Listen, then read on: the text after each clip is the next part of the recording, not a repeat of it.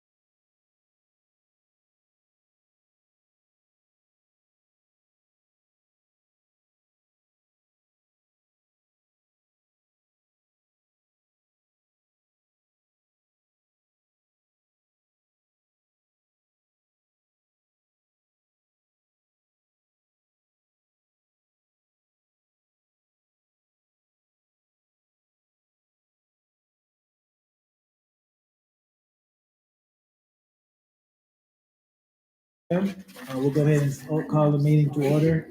Today is Tuesday, September 23rd at 7 p.m. We'll start by saying the Pledge of Allegiance. Ready? Begin. I pledge allegiance to the flag of the United States of America and to the republic for which it stands, one nation, under God, indivisible, with liberty and justice for all. Okay, Dr. Finch, any changes to the agenda? Yes, we have one additional travel request. And so we currently have 6 travel requests, so this will be the 7th. This is for our FFA club to go to the national convention. It's for our FFA officers and advisor with, there'll be 2 chaperones. So FFA National Convention in Indianapolis, October 28th to November 1st. And the item 7 on travel requests. All right, thank you, Dr. Finch, and hopefully everybody got a copy of that. Okay, great. We'll go on to communications.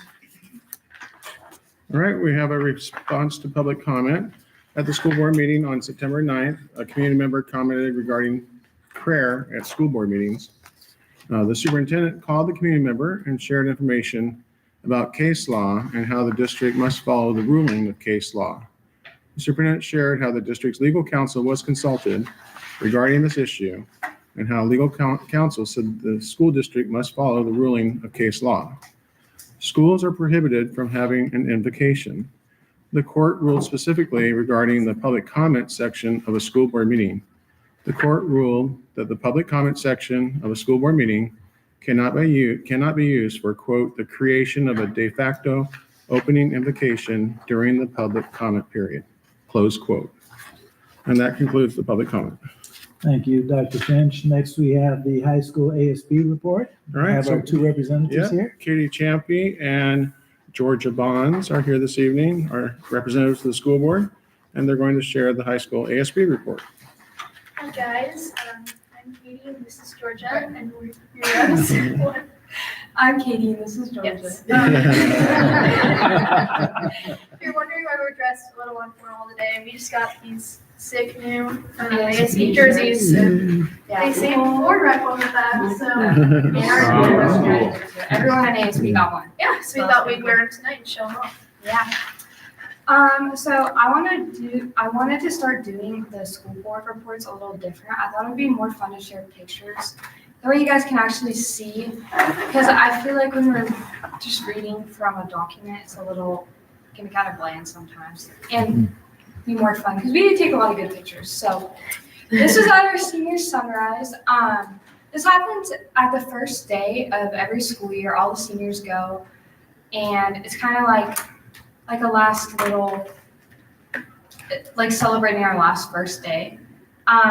We had donuts, and we had, I think one of our classmates brought a grill, and he grilled pancakes and bacon from the back of his truck. And that was kind of fun. So it's just kind of a fun little school activity that everyone looks forward to. That was the first day. And then West Valley hosted the football jamboree. Unfortunately, we didn't get to have our first football game, and so at least we got our jamboree since it was rescheduled, and the cheer got to show for them and show what they've been working on over the summer, and it was fun to see our Rams on all dressed up. School pride. Okay, sorry.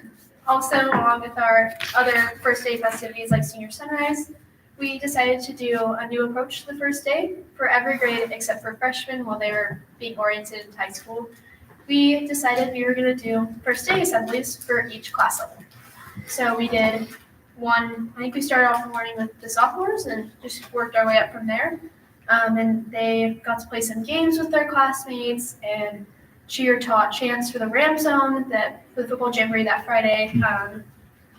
Yeah, it was really fun, and students responded very well. And I think it was kind of to prep everyone for our first pep assembly that we had this past Friday. Yeah.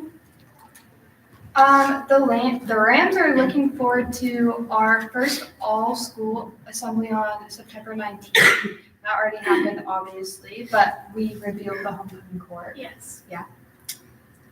We're looking forward to homecoming week next week. And we are planning to do the service project this year to help Grand Landing. Sophomores take the ASVAB on September 30th, and then sophomore and juniors can sign up to take the PSAP on October 8th during the late start.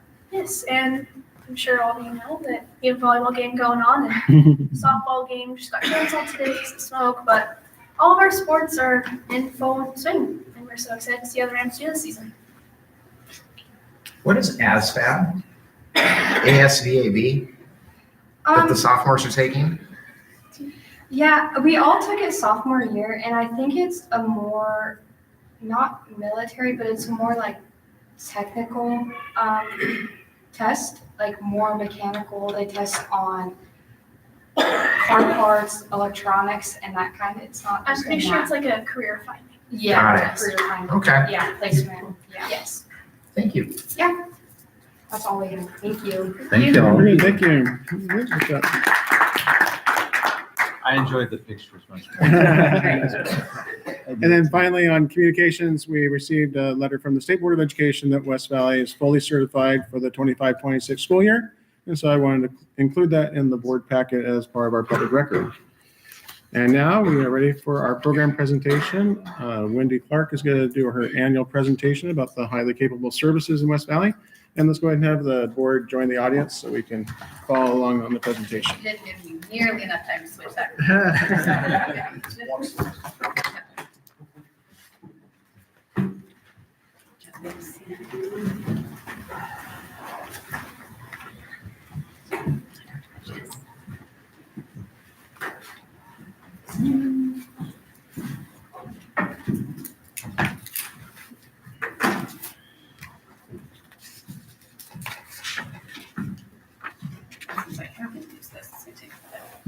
And I realized one of the graphics did not come through on that PDF, so I will be sending it to Stephanie to update it for yourselves. Oh, for it.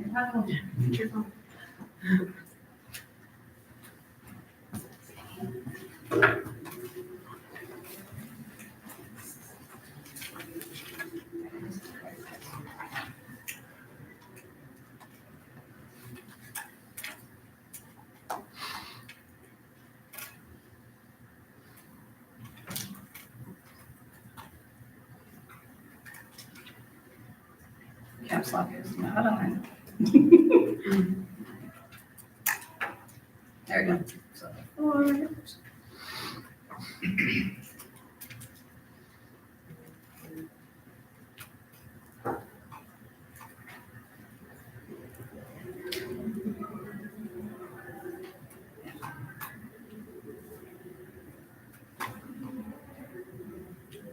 last step. No.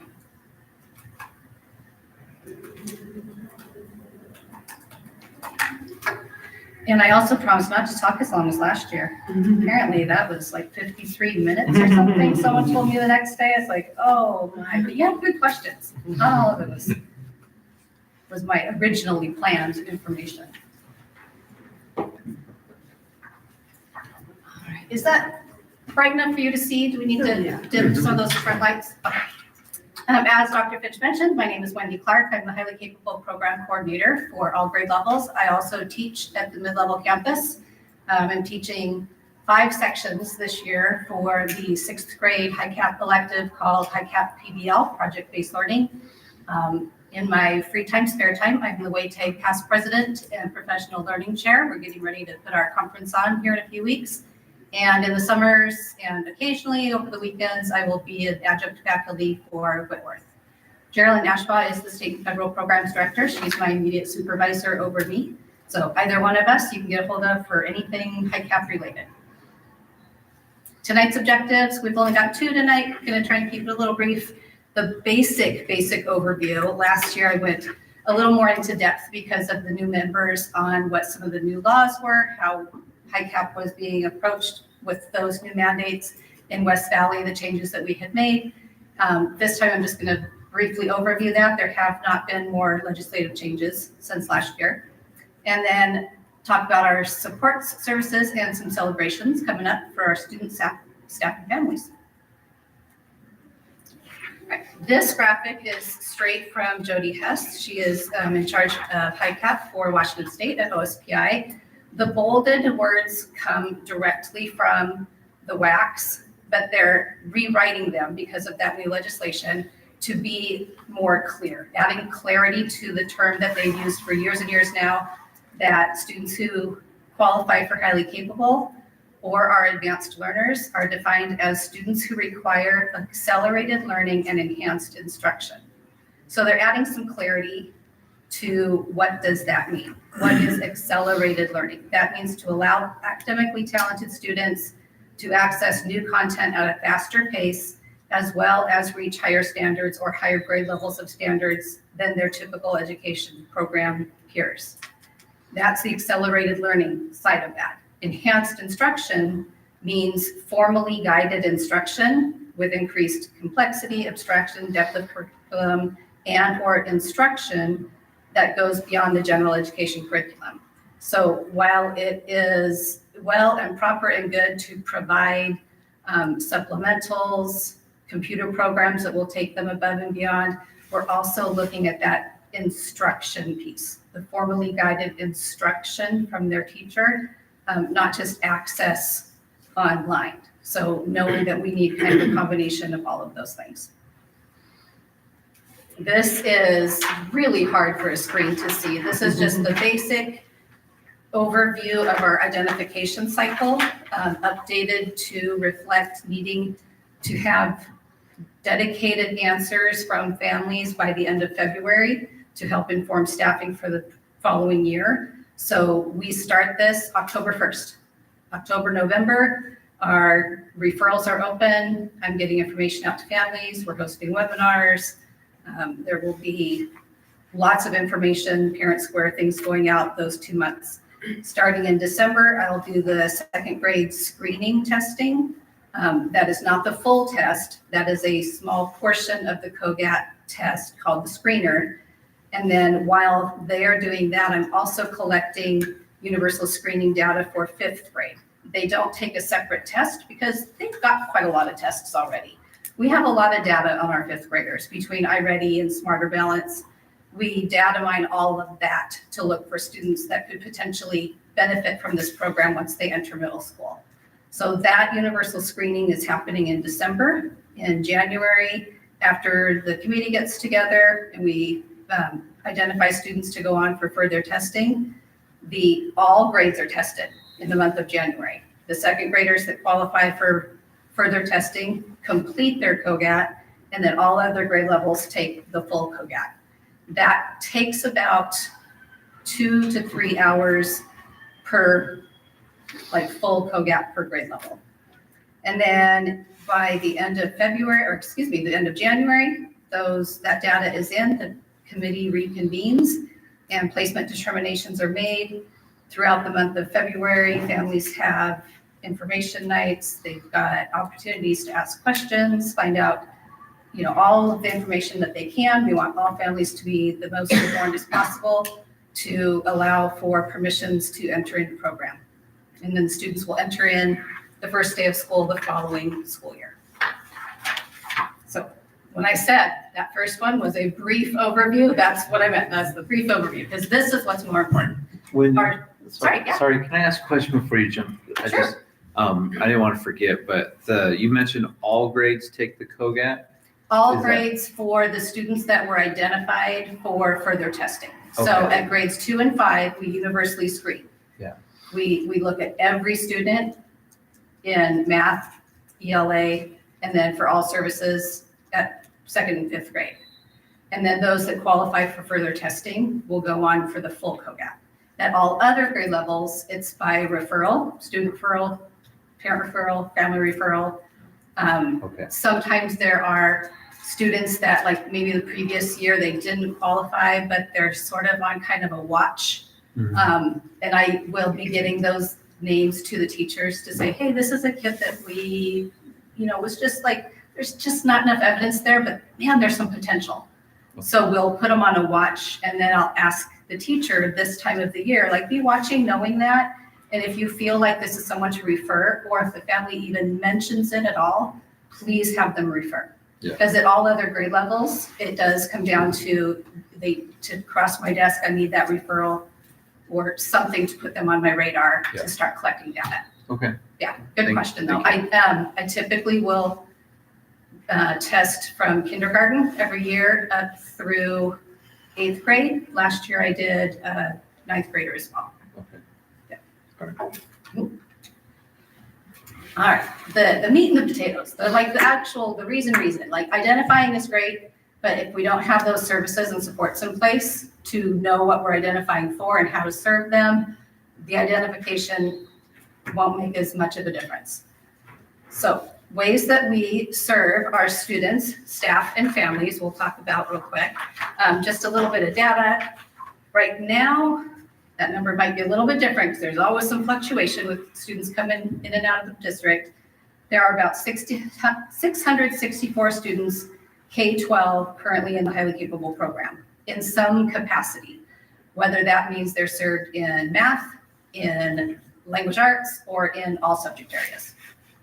And that's K-12. About 180, 85 are K-5, and the rest are 6-12. And as far as staff serving highly capable, there are 54 elementary teachers that have currently identified students in their classrooms right now, full days. And then the majority of secondary teachers have high-cap students in their classrooms because of how diversified their pathways are. Once they get to 6th grade, they can be in some all high-cap classes, they can be in gen ed classes with differentiation, in the electives that they choose. At the high school level, they are not specifically high-cap classes, but there are a lot of advanced options at the high school. So pretty much almost every secondary teacher ends up with some high-cap kids in their classrooms. And then for families, we are serving over 500 families in our district currently with students served in program. You might notice that that number is considerably smaller than the students we're serving because there are a lot of siblings. There's a lot of families that have 2, 3, 4, and we might still have 1 or 2 families with 5 that are in program. It's not a given that a family that with 1 or 2 high caps will have the rest of them, but there is absolute science behind it being somewhat hereditary, so it's not surprising either.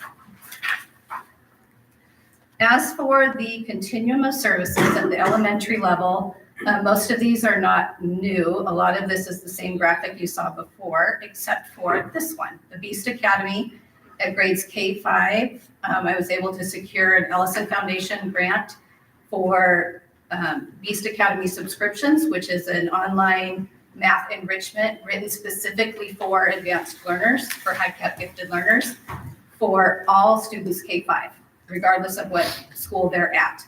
That, not the PO, excuse me, the invoice and everything just went through today, and I just got those logins. So I'll start getting that information to the teachers and putting it on the students' high-cap Google Classrooms, that when I come around to meet with them, I'll be able to show them how to log in and access that.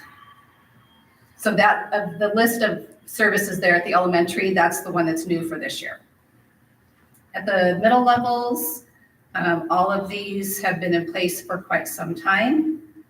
In fact, the Alex math that's bolded at grades 6 through 8, that has been in place for several years. I've just never thought to add it to this continuum until I added Beast Academy. And I thought, oh, well, yeah, we actually have another service at middle school for students that test out of iReady Math. And we have had some 6th graders do it. It's more common that my high-cap 7th graders and 8th graders will test out during their diagnostic for iReady Math.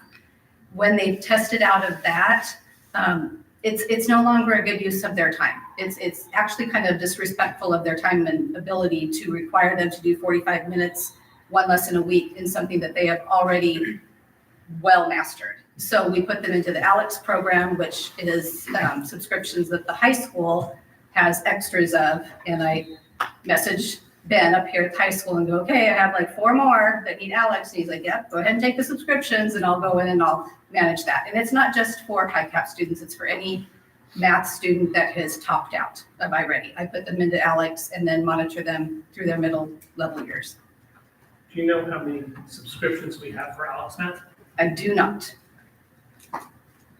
Overall, it starts in the hundreds. Yeah.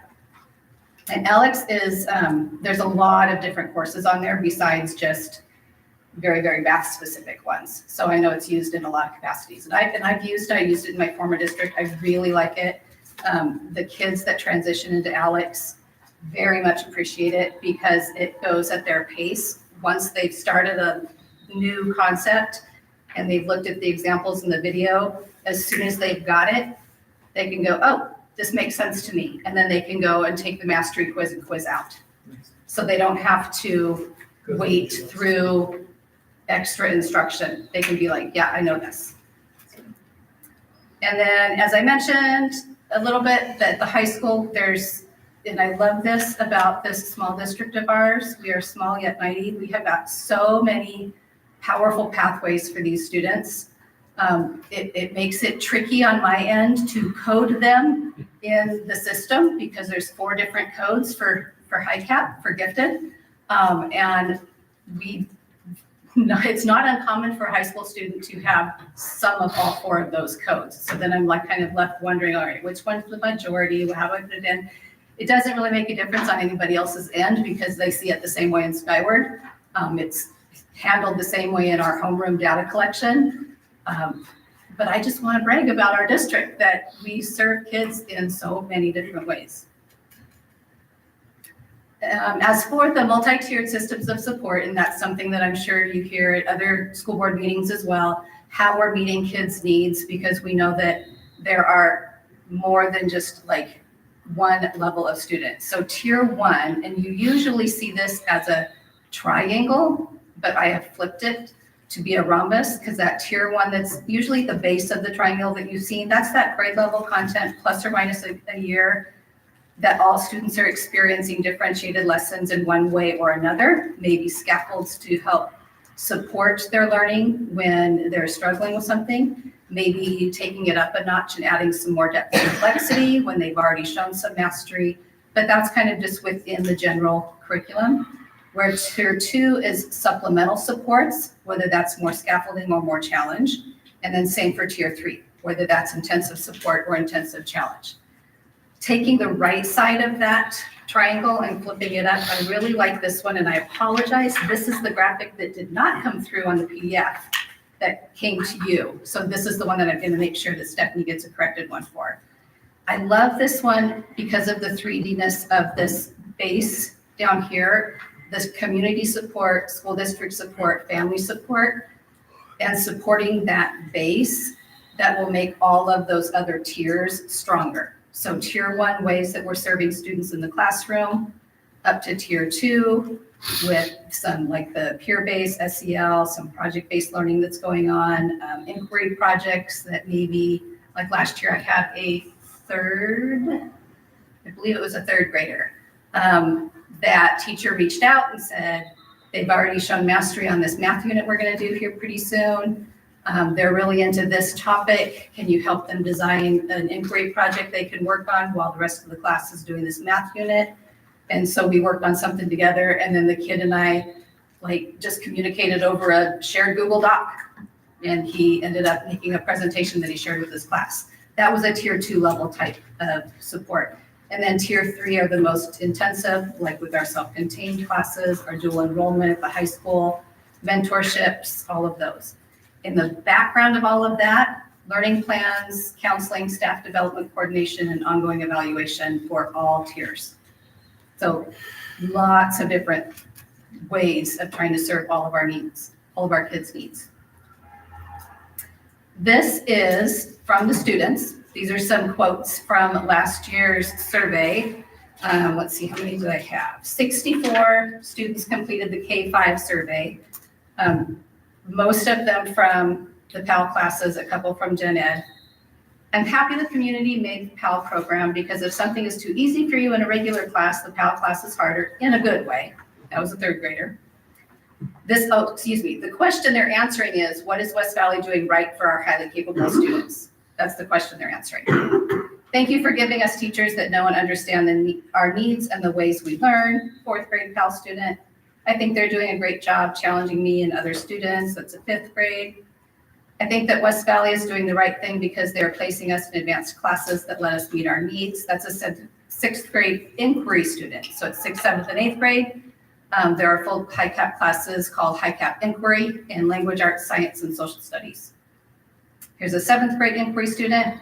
I feel like West Valley is doing a good job for highly capable students because they provide classes that meet our needs and are challenging enough.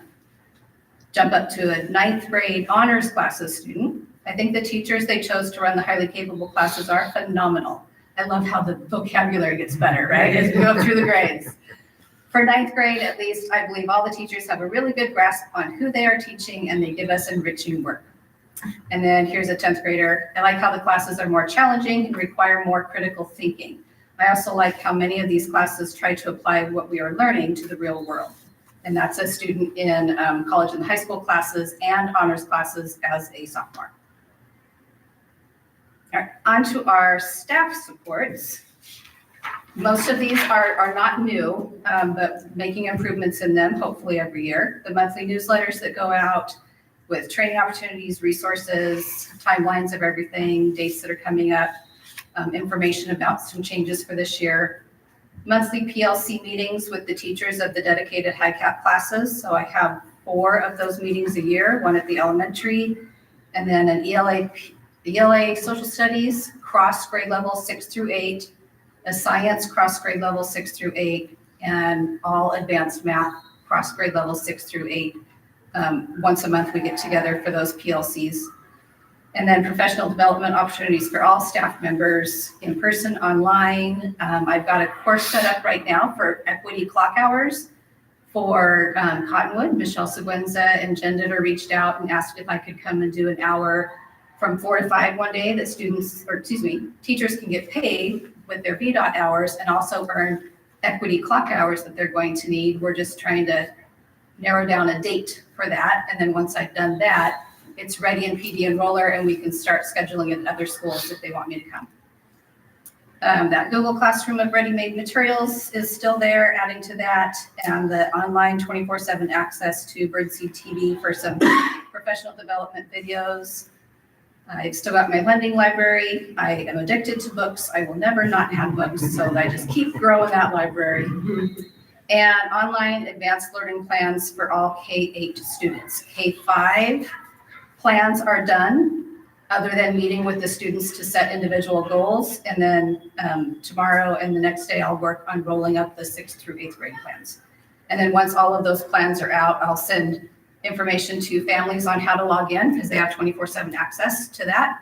And all of their teachers, while they're advisory homeroom teachers, I'll have to add the secondary teachers as well. So some staff quotes from last year's survey, same question. What is West Valley doing right for our highly capable students? I had 25 staff surveys returned. These were some of the answers to that question. And that was one of the optional. You know, most of them are like on a scale of 1 to 5 type questions. And then these are the optional ones at the end.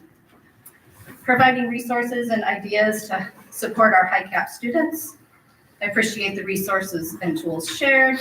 Having the option for students to be in a high cap classroom at White Hollow, walk to read, professional development for staff. I appreciate that we have an extremely qualified individual overseeing our highly capable program here at West Valley. That was a little awkward for me to put in there, but I like the last part. And if I'm going to quote it, I'm going to quote the whole thing. It has been much more objective and data driven than it was in previous years before we had someone who oversaw it. It is a big job. And I know that it's not that it wasn't done well. It's just you have to know the WACs at a very deep level in order to know how every part of the program is meeting those mandates. All right, and then for some family and community support, so this is where we're getting into some of our new celebrations. The advanced learning plans that I mentioned are being finalized this week. This year, I'm going to do bi-monthly, so a newsletter every other month rather than quarterly so that I get more information out there. The HiCap information webinars during the referral window coming up. We will do it again in English and in Spanish. I like doing two separate ones rather than just having an interpreter during the main webinar because I want to make sure that families are very, very comfortable to speak up and ask their questions. And I feel like they'll be more comfortable if the entire webinar is in their home language.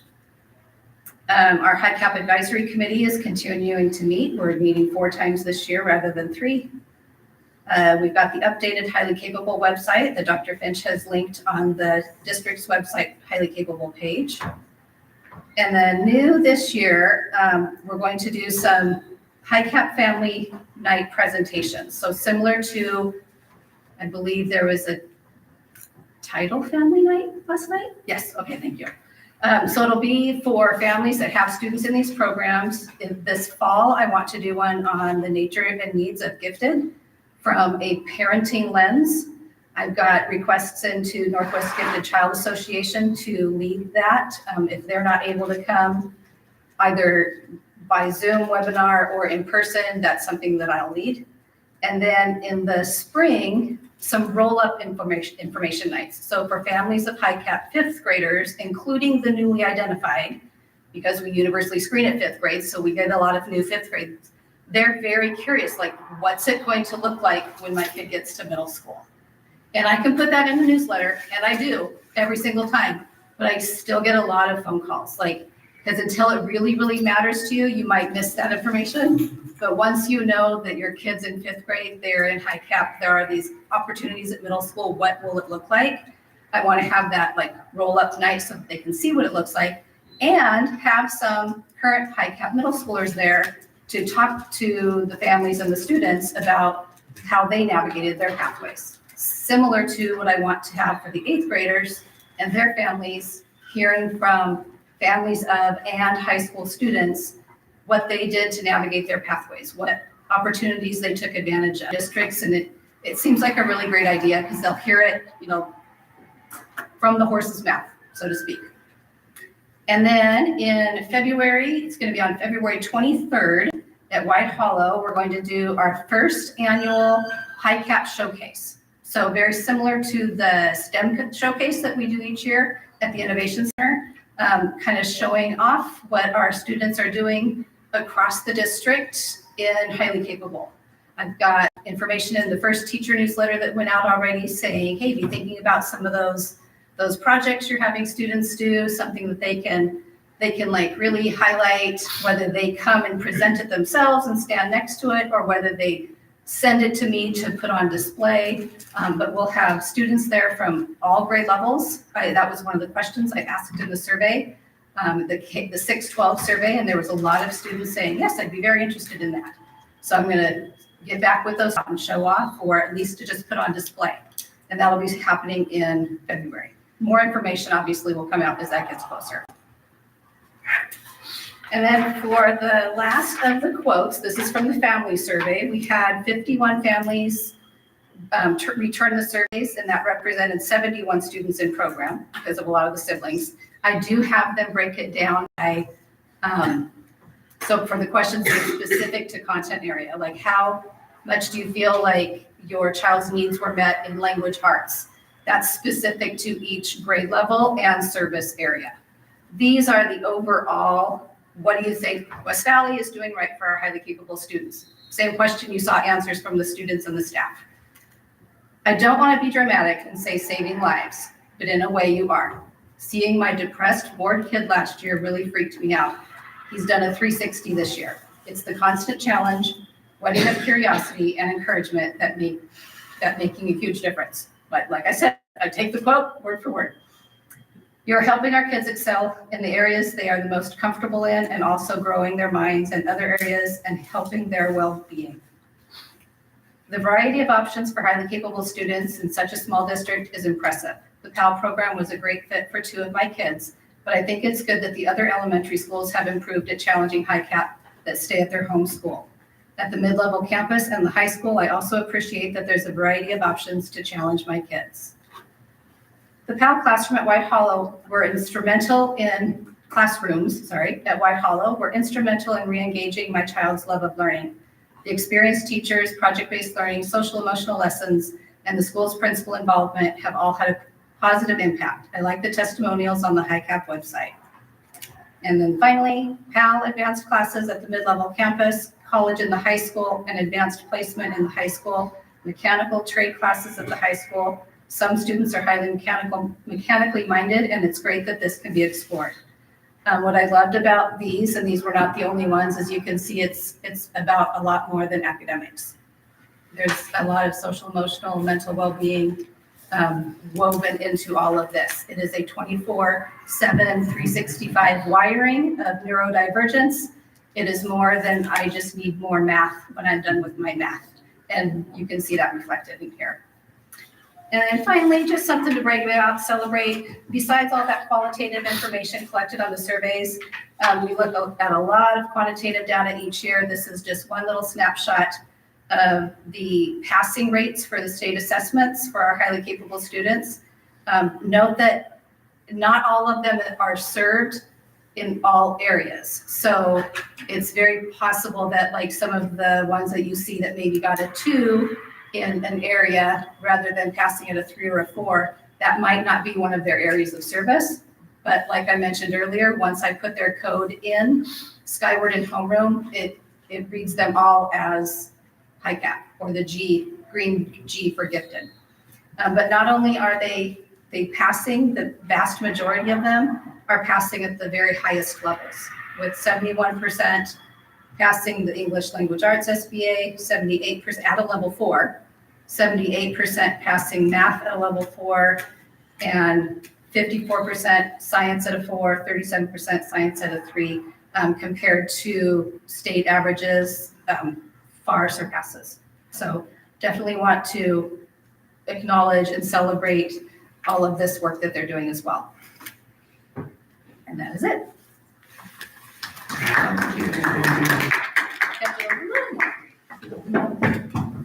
We'll see. Yeah, I know.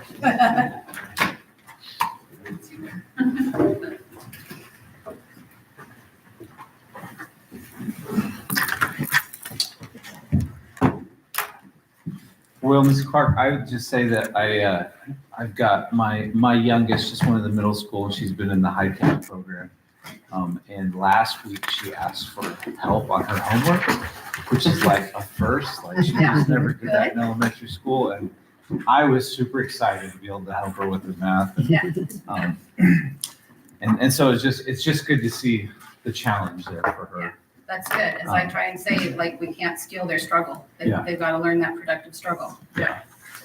That last slide showed the percentages, and I noticed like grade 4 was exceptionally high. Do you see that high passage rate? Does that continue on with that particular class of students, or does that more of like it's just here in grade 4 that it stays there? No, they're staying high in like level 4. So I put it back on the screen now, if you can see it.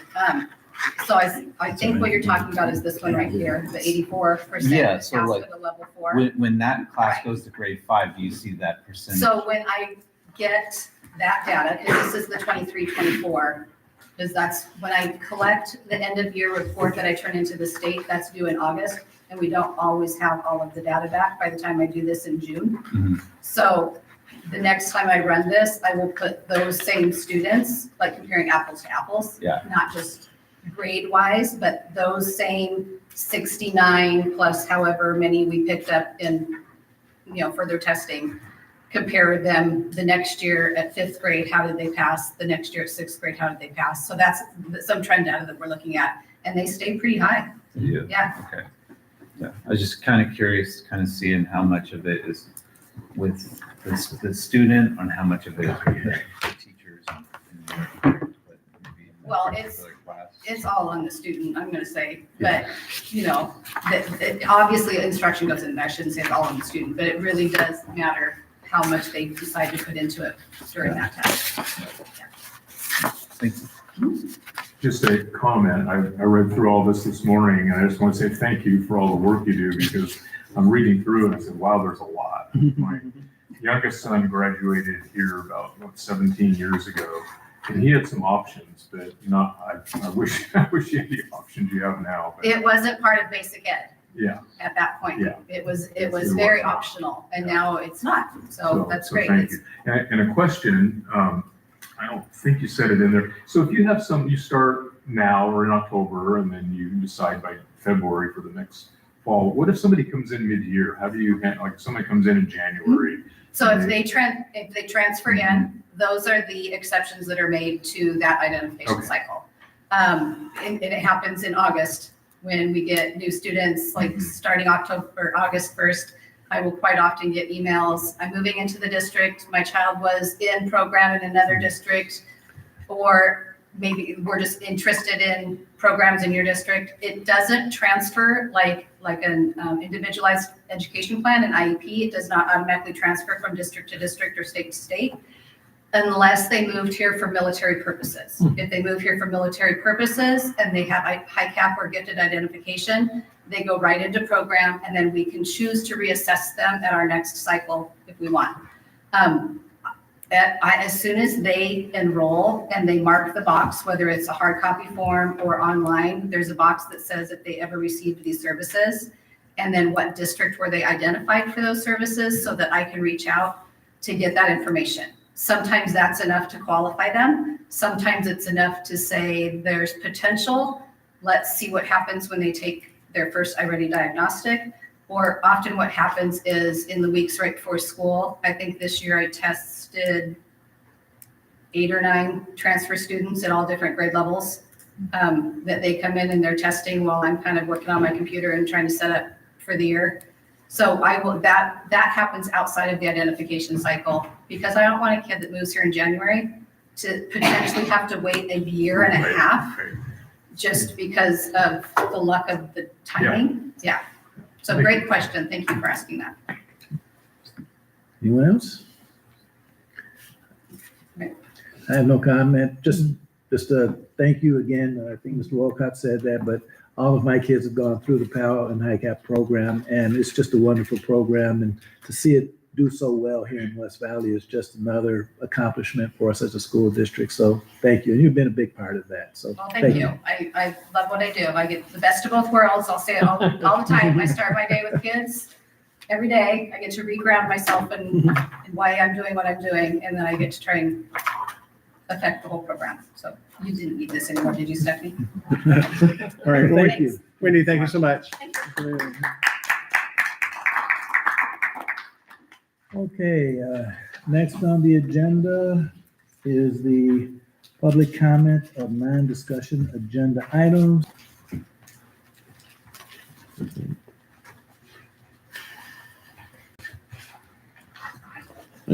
All right, so just a reminder here that members of the public who would like to provide public comment will sign in.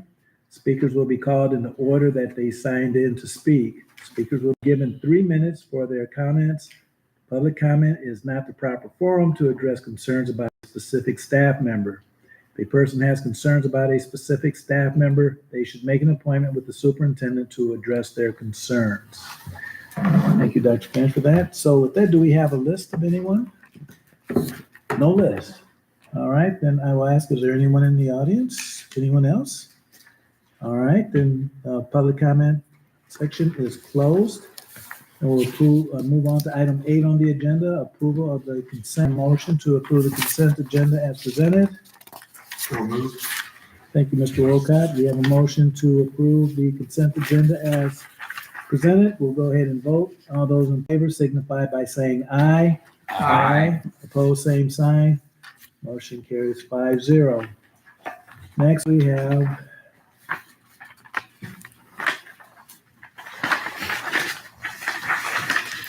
approval of, didn't we have some? Yeah, that's it. That's consent, so number 9. I'm sorry, number 9, yeah, okay. Number 9, discussion items, the replacement levy. Everybody probably saw that in their packet. If there's anything that anyone wants to discuss further, or? So, yeah, we Not necessarily, that's something that I can put together but you're absolutely right. We want to be we don't want to put ourselves in a tough spot where we're promising something very specific Right. and other needs arise that we want to spend this money on. Agreed. But we do want some specifics to it so that we can articulate to our community what we're going to spend those monies on. So I can dig into that a little bit more and see if we can get a little more specific for the board. Thank you. I did have a question tonight about the LEA funds and with, the assessment of values. I think ours was like a 20% jump, which is crazy for our property value, but, and so that affects the $1.50 amount, which you said is $1.13. It's projected to be $1.13 for the 2026 6.9 collection. million. Okay.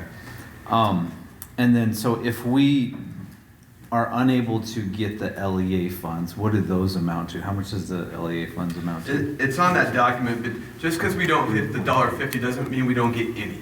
Yeah. It's just a ratio. So $1.13 divided by $1.50 gives you a percentage, probably about 72%. So you get 72% of the max. So it's not a huge step down. It's a small step down. It just depends. Going from $1.50 to $1.13, you're talking about some pretty significant drops, and I don't have it on there, but I do have it on my computer. Actually, it's right here. It's actually on the first page there. At $1.13, we're projected to lose about $667,000 in LEA matching funds. So it's a pretty big chunk of change. Yeah.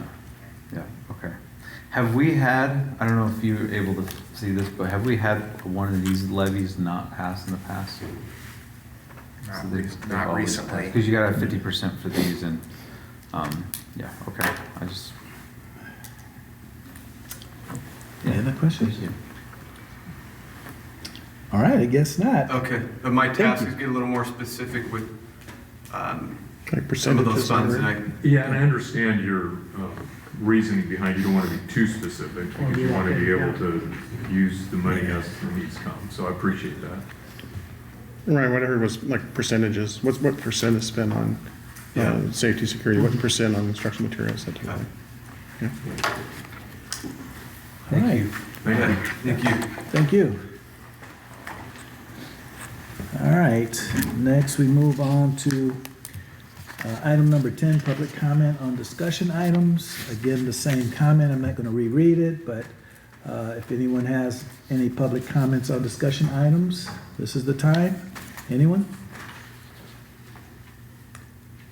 All right, hearing none and having no list, public comment discussion items is closed. We move on to action items. There are several of them. Certainly we'll start, it looks like they're all travel, is that right? Yes, we have the travel requests 1 through 7. We added number 7, the Yeah. FFA National Convention to Indianapolis, October 28th to November 1st. So there are 6 of them. We'll take them one at a time here. There's 7. 7, I'm sorry. I keep looking at this here. There are 7. And I did see that last one that was added. So the first one, You can take them as a group if you like. we can. Yes. Okay, does anybody have any of them that they want to discuss any further? I move to approve all 7 of the travel requests as presented. Great, thank you, Mr. Thorner. We have a motion to approve all the travel requests together. So we'll go ahead and vote. All those in favor signify by saying aye. Aye. Opposed, same sign. All travel requests pass 5-0. Item 12 on the agenda, items arising. Anyone, anything there?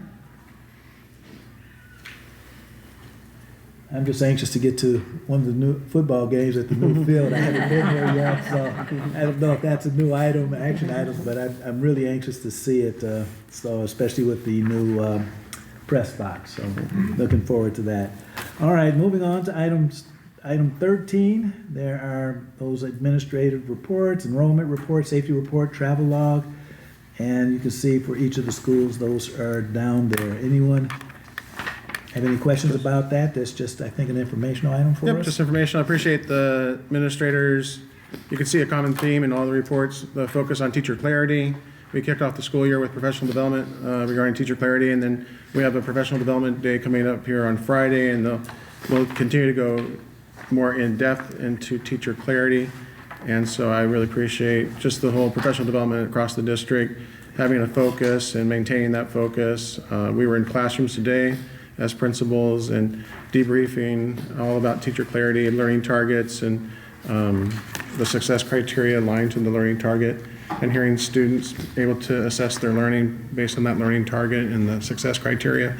So it's just great to have that consistency across the district, and I saw that in the administrative report, so I appreciate that from the administrators.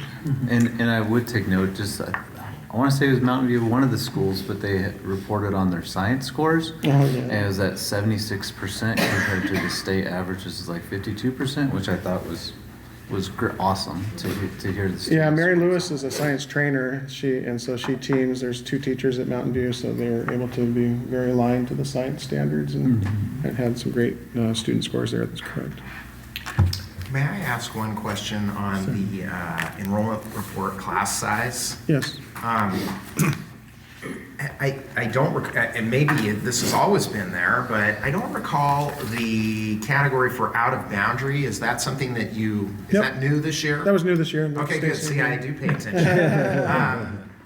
So out of boundary, means it was out of their in district, but out of the elementary attendance boundary. Okay. And out of district means they're from out of district. And I believe those out of district they don't include staff members out of district, because staff members by law, they are allowed to. That was going to be my question. So OOB is for out of boundary, not necessarily out of district. Correct, yeah. And the out of boundary also, that was my specific question. The OOB would not include the statutory requirement that the staff can have their child at that elementary school. Okay, right.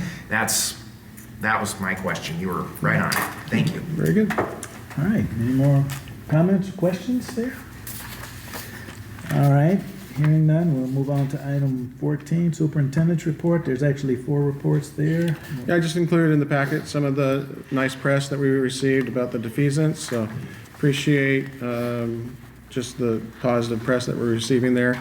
And then also I included the community forum. It actually looks very small, but it's going to be printed on large paper, so it'll be easier to read, and we have that coming. And we did vet this with the long-range facilities planning committee, and there was someone who had said, hey, you should probably highlight the fact that there's a lot of state match coming in this project, so we added that little bullet there.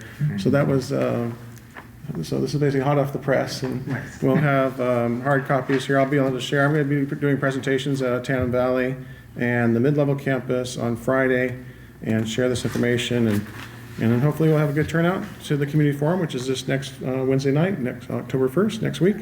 And looking forward to the feedback about, this is a proposal. We want to hear feedback from the public. Are we on the right track?